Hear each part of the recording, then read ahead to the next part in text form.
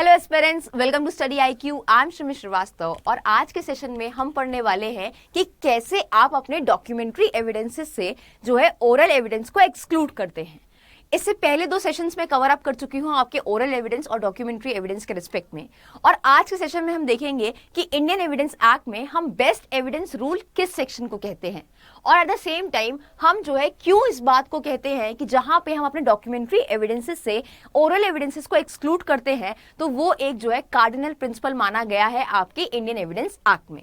तो आज के सेशन में हम ये सारी चीजें देखेंगे कि कैसे जो है हम डॉक्यूमेंट्री एविडेंसेस से कहां गया है कि एक्सक्लूड कर रहे हैं हम ओरल एविडेंसेस, और उससे रिलेटेड आपके कौन से प्रोविजंस दे रखे हैं आपके इंडियन एविडेंस एक्ट में। So let's begin with the session now. इस सेशन को स्टार्ट करने से पहले मैं बता दूं, स्टडी आईक्यू देता है स्टडी आईक्यू जुडिशरी कोर्स। इस कोर्स में हम कवर अप करते हैं आपके सारे major laws, minor laws, judgement writing की क्लास, एसे राइटिंग की क्लास, करंट अफेयर्स और वो बाकी सारी चीजें जो आपके एग्जामिनेशन के लिए बहुत जरूरी हैं।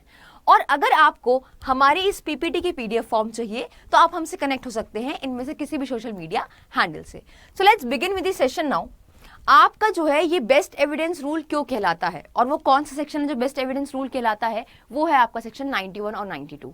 नाउ क्यों कहा जा रहा है इसको बेस्ट एविडेंस रूल, और ऐसी क्या बात दे रखी है, और कैसे आप जो है डॉक्यूमेंट्री एविडेंसेस से आपके ओरल एविडेंसेस को आप साइडलाइन कर देते हो। अब यहाँ पे इस सेक्शन में ये बात बताई कि वैसे तो जो है एक्सप्लिसिटली कहीं पे नहीं दे रखा है आपका कि 91 और 92 सेक्शन इंडियन एविडेंस एक्ट का बेस्ट एविडेंस रूल है, बट हम इसको कंसीडर करते हैं कि जहां पे हम अपने डॉक्यूमेंट्री एविडेंस से एक्सक्लूड करते हैं आपके ओरल एविडेंसेस को, उसको हम क्या कह रहे हैं, आपका बेस्ट एविडेंस रूल कह रहे हैं, और वो दे रखा है आपका सेक्शन 91 और 92 में। राइट नाउ एक बैकड्रॉप कि कहां से ये सब चीजें स्टार्ट हो रही हैं ओरल एविडेंस के रिस्पेक्ट में या डॉक्यूमेंट्री एविडेंस के रिस्पेक्ट में। Although I have already taken a session over it दोनों टॉपिक्स पे, बट देन अगेन सेक्शन 59 में जो है बता रखा है, आपका एक डिक्लेरेशन कर रखी है कि आप सारे फैक्ट्स को जो है प्रूव कर सकते हो ओरल एविडेंसेस से, except the content of the document and electronic record. Content of document को प्रूव करने के लिए, इलेक्ट्रॉनिक रिकॉर्ड को प्रूव करने के लिए आपको कोर्ट के आगे डॉक्यूमेंट ही लाना होगा। राइट नाउ सेक्शन 3 में हमने देखा कि एविडेंस डिफाइंड है, दो क्लासिफिकेशन कर रखा है, ओरल एविडेंस क्या होता है, डॉक्यूमेंट्री एविडेंस क्या होता है, and we all are aware of it.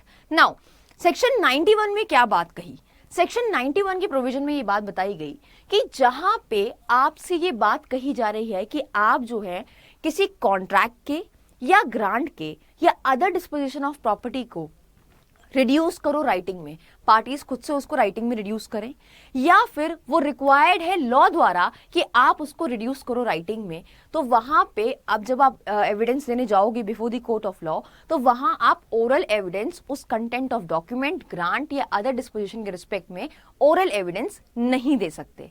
क्योंकि अगर आपने उसको डॉक्यूमेंटेड कर लिया है, रिड्यूस किया है राइटिंग में, मतलब आपने उसका एक डॉक्यूमेंट बना लिया है, अगर आपने उसे डॉक्यूमेंट फॉर्म में बना लिया है तो उस डॉक्यूमेंट को ही आपको कोर्ट के आगे प्रोड्यूस करना पड़ेगा as an evidence in respect of terms of the contract, grant or other disposition. Clear?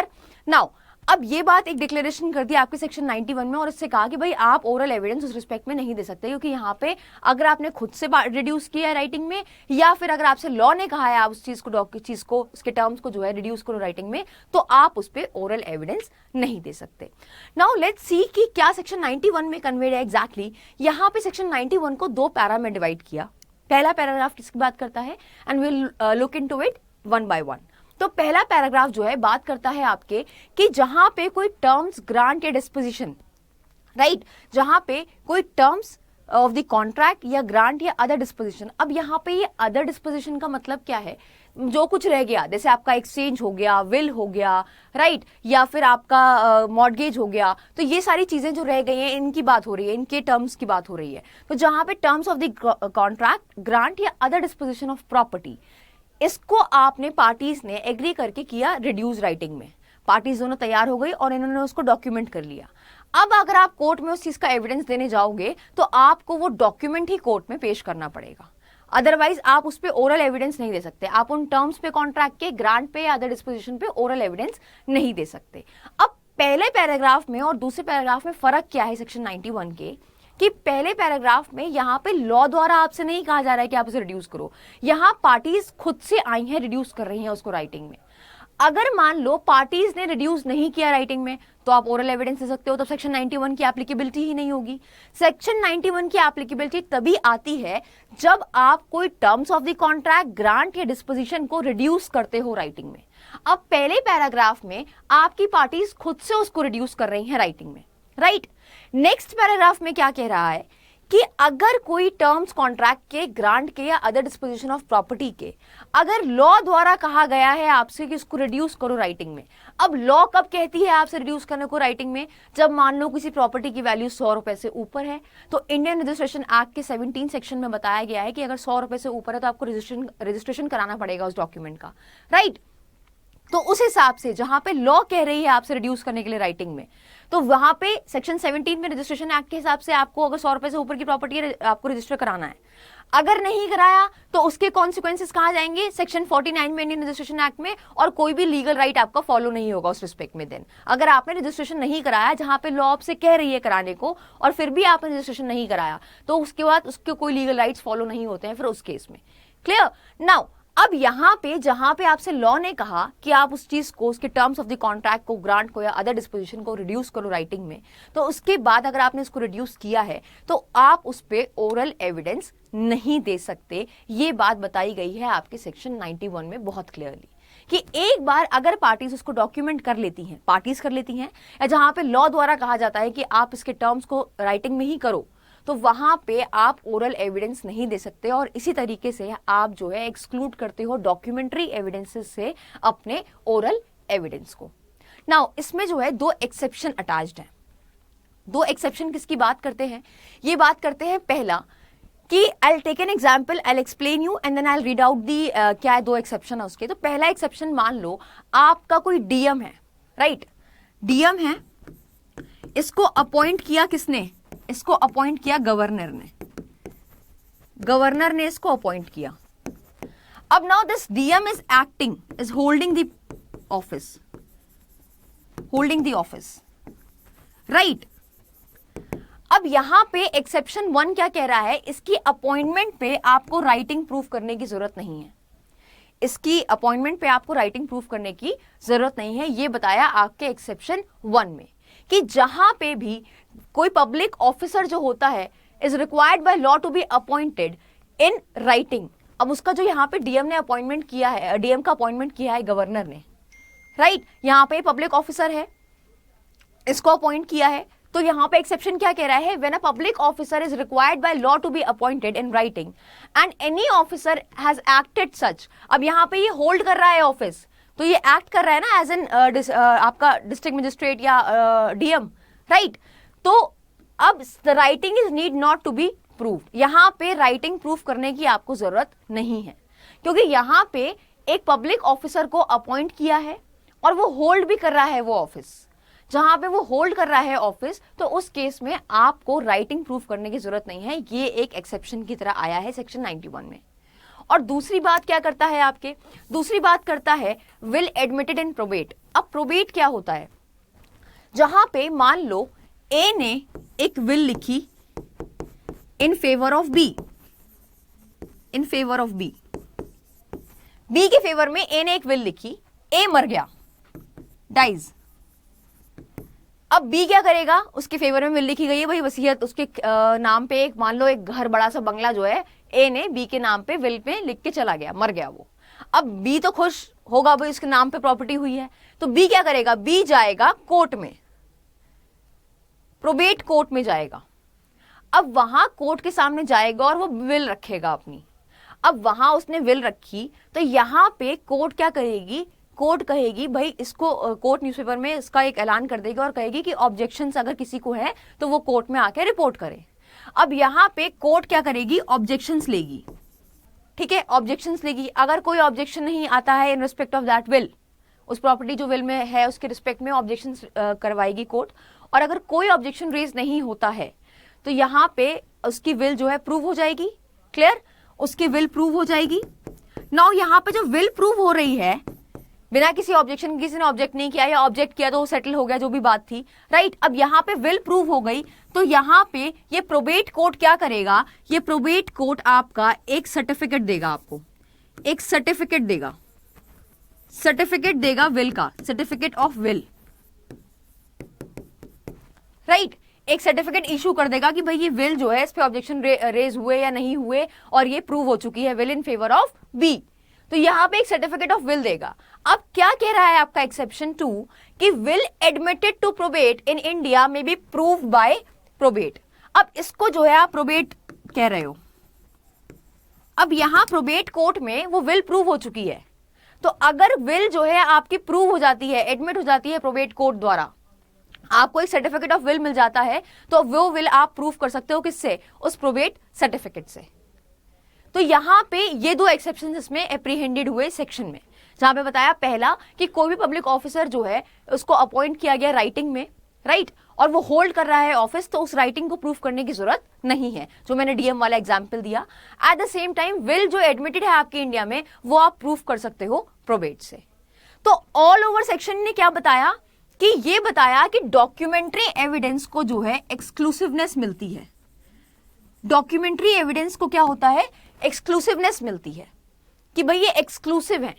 अगर पार्टीज ने खुद से आके उसको रिड्यूस किया है राइटिंग में, तो पार्टी को उस जो भी डॉक्यूमेंट उसने बनाया है वही कोर्ट में प्रूफ करना पड़ेगा। आप उसके टर्म्स ऑफ द कॉन्ट्रैक्ट पे आप एविडेंस नहीं दे सकते, ओरल एविडेंस नहीं दे सकते। Now one more important thing जो आपका रिलेटेड है सेक्शन 91 से, वो क्या कह रहा है कि अगर आप लैंग्वेज को देखो सेक्शन की, तो वहां लिखा है कि the terms of the contract और द ग्रांट और the other disposition of the property, right. अब यहां पे कॉन्ट्रैक्ट के टर्म्स की बात हो रही है। टर्म्स की मतलब जो एसेंशियल टर्म्स है कॉन्ट्रैक्ट की, उसकी बात हो रही है। उसके अलावा कॉन्ट्रैक्ट में कुछ लिखा है तो आप उस पे जो है ओरल एविडेंस दे सकते हो। टर्म्स ऑफ द कॉन्ट्रैक्ट क्या होंगे, मान लो एक कॉन्ट्रैक्ट है, मान लो एक एग्रीमेंट है, एक एग्रीमेंट है, एग्जाम्पल लेते हैं, मान लो ये कॉन्ट्रैक्ट है, इसमें ये सारे जो हैं टर्म्स हैं, टर्म्स ऑफ द कॉन्ट्रैक्ट, और यहां पे मान लो कुछ बात लिखी है जो रिलेटेड नहीं है, not related to terms of the contract, कुछ और बात लिखी है in respect of the contract, but वो एसेंशियल नहीं है आपके टर्म्स ऑफ द कॉन्ट्रैक्ट के रिस्पेक्ट में, राइट।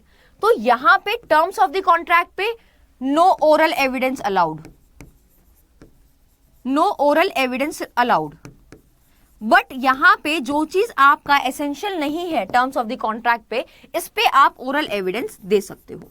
तो 91 की एप्लीकेबिलिटी कब होती है, 91 की एप्लीकेबिलिटी उस केस में हो रही है जहां पे terms of the contract, grant या अदर डिस्पोजिशन ऑफ प्रॉपर्टी आप उसको रिड्यूस कर रहे हो डॉक्यूमेंट में, पार्टीज रिड्यूस कर रही हैं, या लॉ द्वारा आपसे कहा जा रहा है आप उसको रिड्यूस करो राइटिंग में, तो उस केस में आप जो है ओरल एविडेंस नहीं दे सकते उस टर्म्स ऑफ द कॉन्ट्रैक्ट के या ग्रांट के या अदर डिस्पोजिशन ऑफ प्रॉपर्टी के रिस्पेक्ट में। क्लियर। नाउ यहां पे जो चीज रिलेटेड नहीं है आपके टर्म्स ऑफ द कॉन्ट्रैक्ट पे, उस पे आप आराम से ओरल एविडेंस दे सकते हो। अब यहां पे एक और एग्जांपल से समझते हैं इस बात को कि जहां पे अगर आपको ये बताया गया कि now what is the consideration in the contract, ठीक है, अब क्या कंसिडरेशन है कॉन्ट्रैक्ट की, ये तो टर्म ऑफ द कॉन्ट्रैक्ट है, but whether it is paid ये जो है आपका टर्म ऑफ द कॉन्ट्रैक्ट नहीं है। तो व्हाट इज द कंसिडरेशन ये आपका टर्म है, what is the consideration contract में, ये तो आपका हो गया term of the contract. What is the consideration, whether it was paid और not, whether it is paid ये आपका टर्म ऑफ द कॉन्ट्रैक्ट नहीं है, तो इस पे आप ओरल एविडेंस दे सकते हो। But terms of the contract की बात हो रही है, ग्रांट की या अदर डिस्पोजिशन ऑफ प्रॉपर्टी के रिस्पेक्ट में, जहां पे वो टर्म से रिलेटेड नहीं है, तो उसमें जो है आपका आप उस केस में आप ओरल एविडेंस दे सकते हो। I hope it is clear. तो ये था आपका सेक्शन 91 के रिस्पेक्ट में। Now moving ahead to section 92, ये क्या कहता है, सेक्शन 92 बताता है कि सेक्शन 91 को आगे ही सप्लीमेंट करते हुए सेक्शन आया और यहां पे बताया कि आप जो है कोई ओरल एग्रीमेंट नहीं दे सकते इन respect of the terms of the contract, grant या अदर डिस्पोजिशन ऑफ प्रॉपर्टी। अब यहाँ पे कुछ प्रोवाइजोस भी हैं, कुछ एक्सेप्शंस भी ऐड किए सेक्शन में, और जहां बताया कि आप जो है अगर एक बार आपने किसी भी टर्म्स ऑफ द कॉन्ट्रैक्ट को, ग्रांट को या अदर डिस्पोजिशन ऑफ प्रॉपर्टी को आपने रिड्यूस कर दिया है राइटिंग में, यहाँ पे एज इट इज लिखा हुआ है एज मेंशन इन सेक्शन 91, उसको आगे ही कह रहा है। तो ये कह रहा है no evidence of any oral agreement, अगर आपने कोई ओरल एग्रीमेंट कर रखा है तो आप उसका एविडेंस नहीं दे सकते, या कोई स्टेटमेंट जो है शैल बी एडमिटेड, ना ही कोई जो है स्टेटमेंट आपका एडमिट किया जाएगा। Moving ahead, as between the parties to any such instrument और देयर रिप्रेजेंटेटिव इन इंटरेस्ट, और ये जो है ना ही आपका एडमिट किया जाएगा। कोई भी ओरल एग्रीमेंट मान लो किसी पार्टीज ने किया है या किसी लीगल रिप्रेजेंटेटिव इन इंटरेस्ट ने किया है, तो उस केस में आप जो है ओरल एविडेंस नहीं दे सकते। अगर आपने कोई ओरल एग्रीमेंट कर रखा है उस पर आप ओरल एविडेंस नहीं दे सकते, या कोई स्टेटमेंट जो है आपने एडमिट कर रखी है उस केस में। क्लियर? अभी किसके बीच की बात हो रही है? ये पार्टीज पे अप्लाई हो रहा है और रिप्रेजेंटेटिव इन इंटरेस्ट पे अप्लाई हो रहा है, राइट? आप ओरल एविडेंस नहीं दे सकते किस रिस्पेक्ट में? ना ही आप ओरल एविडेंस दे सकते हो उसको कॉन्ट्रडिक्ट करने के लिए, वैरी करने के लिए, ऐड करने के लिए, सब्सट्रैक्ट करने के लिए, कुछ भी उस इंस्ट्रूमेंट में। क्लियर? तो आप जो है कोई, अगर आपने कोई ओरल एग्रीमेंट कर रखा है या कोई स्टेटमेंट एडमिट कर रखा है किसी पार्टी ने या लीगल रिप्रेजेंटेटिव इन इंटरेस्ट ने, राइट, तो वो जो है ओरल एविडेंस कोर्ट में आके नहीं दे सकते उस डॉक्यूमेंट के रिस्पेक्ट में। तो उस डॉक्यूमेंट को ना तो कॉन्ट्राडिक्ट करवा सकते हैं ओरल एविडेंस देके, ना आप ऐड कर सकते हो, ना कुछ सब्सट्रैक्ट कर सकते हो, ना ही कुछ वैरी कर सकते हो। ये दे रखा है आपका सेक्शन 92 में वेरी क्लियरली, राइट? सेक्शन 91 जो है 92 को सप्लीमेंट करता है, और उसके आगे ही बात बताई गई है कि अगर मान लो कोई सेपरेट आपने ओरल एग्रीमेंट कर रखा है या कोई स्टेटमेंट आपने एग्री कर रखा है, तो ना तो पार्टी ना उसके रिप्रेजेंटेटिव इन इंटरेस्ट वो क्या कर सकते हैं, कोई भी ओरल एविडेंस नहीं दे सकते कॉन्ट्रडिक्ट, वैरी, ऐड या सब्सट्रैक्ट करने में कुछ भी उस इंस्ट्रूमेंट में। क्लियर? नाउ कुछ प्रोवाइजोज हैं इसमें जो ऐड कर रखे हैं जहां पे आप कर सकते हो, जहां पे इसके एक्सेप्शंस बन के आए, जहां पे आप ऐड, वैरी, सब्सट्रैक्ट या कॉन्ट्रडिक्ट कर सकते हो। वो कौन से हैं? पहला प्रोवाइजो कहता है the fact which invalidate the document. मान लो फैक्ट जो कोई ऐसा फैक्ट है जिससे डॉक्यूमेंट की वैलिडिटी चैलेंज हो रही है, किसी आप ये कह रहे हो कि डॉक्यूमेंट जो है फ्रॉड से बना है, मिसरिप्रेजेंटेशन है, फ्रॉड है, इस तरह की कोई चीज हुई है जिससे जो है डॉक्यूमेंट इनवैलिडेट हो रहा है, तो उस केस में आप दे सकते हो ओरल एविडेंस। नाउ या कोई सेपरेट ओरल एग्रीमेंट है, अगर मान लो कोई अलग से ही सेपरेट ओरल एग्रीमेंट बना रखा है तो उस रिस्पेक्ट में आप कॉन्ट्रडिक्ट, वैरी कर सकते हो। सेपरेट ओरल आर्ग्यूमेंट है as to the condition precedent, मान लो कोई अलग से कोई सेपरेट कोई कंडीशन प्रेसिडेंट रिक्वायर्ड थी उस डॉक्यूमेंट के रिस्पेक्ट में, तो उसके लिए आपने सेपरेट ओरल एग्रीमेंट दे रखा है, तो उस केस में आप ओरल एविडेंस दे सकते हो। Clear? Now next, distinct oral agreement made subsequently to renew और मॉडिफाई दी कॉन्ट्रैक्ट, या जहां पे आपको रिन्यू करना था या मॉडिफाई कॉन्ट्रैक्ट करना था, उस केस में आपने पहले ही एक अलग सा डिस्टिंक्ट मतलब एक अलग से एक ओरल एग्रीमेंट कर रखा था जो सिर्फ और सिर्फ किसकी बात करता था कि वो डॉक्यूमेंट को रिन्यू कर सकते हैं और मॉडिफाई कर सकते हैं, तो उसका आप एविडेंस दे सकते हो कोर्ट में। या कोई यूसेज है या कोई कस्टम है by which the incident not mention in any contract are usually annex to the contract. अब कोई कस्टम प्रिवेलिंग है, कोई यूसेजेस जो फॉलो होता है in respect of that thing, किसी चीज के रिस्पेक्ट में, तो यूजुअली आप जो है मेंशन नहीं करोगे अपने कॉन्ट्रैक्ट में, तो वहां प्रिज्यूम कर लिया जाएगा, तो उस कस्टम और उस यूजेस के हिसाब से आप जो है एविडेंस दे सकते हो कोर्ट में, राइट? या थर्ड लास्ट क्या है कि extensive evidences of surrounding circumstances, या कोई आपके एडिशनल एविडेंसेस हैं या कुछ आपके एक्सटेंसिव एविडेंसेस हैं जो सर्कमस्टांसेस के अराउंड है, उस पर आप ओरल एविडेंस दे सकते हो। तो यहाँ पे 6 कंडीशंस में आप ओरल एविडेंस दे सकते हो। अदरवाइज आप जो है डॉक्यूमेंट अगर रिड्यूस है राइटिंग में, तो उसके लिए आप सेपरेट ओरल एविडेंस, अगर आपने कोई सेपरेट एग्रीमेंट बना रखा है या ओरल एग्रीमेंट कर रखा है या स्टेटमेंट को एडमिट कर रखा है पार्टी ने या उसके रिप्रेजेंटेटिव ने, तो उस केस में आप नहीं कर सकते कॉन्ट्रडिक्ट, वैरी, सब्सट्रैक्ट या कुछ भी ऐड उस डॉक्यूमेंट में, उस इंस्ट्रूमेंट में। बट इन 6 कंडीशंस में आप वो चीज कर सकते हो। ये 6 जो है एक्सेप्शंस बन के आए आपके, जहां पे ओरल एविडेंस आप दे सकते हो। क्लियर? सो आपका जो सेक्शन 91 है और 92 है, तो 91 जो है वो सप्लीमेंट करता है सेक्शन 92 को, राइट? और एक और बात कि जो सेक्शन 91 है आपका, ये बताता है आपके कि 91 में बताया कि डॉक्यूमेंट जो है वो एक्सक्लूसिव होगा आपके ओरल एविडेंसेस से, और 92 में क्या बताया कि डॉक्यूमेंट्री एविडेंस जो है वो कंक्लूसिव माना जाएगा। उसकी कंक्लूसिविटी भी बात करी गई आपके 92 में, और 91 में किसकी बात करी गई? 91 में बात करी कि वो एक्सक्लूसिव है। सो यहां हमने इस तरीके से देखा कि आपका जो है कैसे डॉक्यूमेंट्री एविडेंस जो है साइडलाइन करता है आपके ओरल एविडेंस को, और हमने देखा कि कैसे जो है एक्सक्लूड हो जाते हैं ओरल एविडेंस आपके डॉक्यूमेंट्री एविडेंसेस में, जहां पे या तो पार्टीज किसी डॉक्यूमेंट को टर्म्स ऑफ द कॉन्ट्रैक्ट को, ग्रांट को या अदर डिस्पोजिशन को रिड्यूस करती हैं राइटिंग में, या फिर आपके कोई लॉ द्वारा आपसे कहा जाता है कि आप उसको जो है रिड्यूस करो किसी डॉक्यूमेंट में, तो कोर्ट में वही डॉक्यूमेंट प्रूव होगा उस पर्टिकुलर टर्म्स को, कॉन्ट्रैक्ट के या ग्रांट के या अदर डिस्पोजिशन को प्रूव करने के लिए। So this was all about today's session. I hope it was fruitful for you. Thank you so much for watching.